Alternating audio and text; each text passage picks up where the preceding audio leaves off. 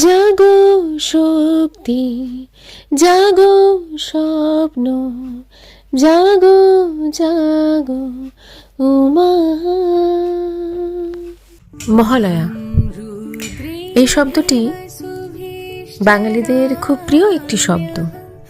আশ্বিন মাসের শরৎকালে এই সময় সব দিকে কাশফুল দেখা যায়, আর তা আমাদের মনে করিয়ে দেয় শারদ উৎসবের কথা।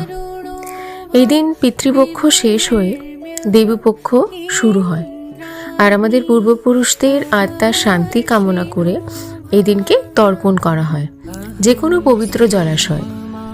ছোট থেকে বড় প্রত্যেকে এই দিন ভোরবেলা উঠে পড়ে। কিসের জন্যে? বীরেন্দ্রকৃষ্ণ ভদ্রের কণ্ঠে মহিষাসুর মর্দিনী শোনার জন্যে। রেডিওতে এই চণ্ডীপাঠ শুনে প্রত্যেকটি বাঙালির গায়ে কাঁটা দিয়ে ওঠে।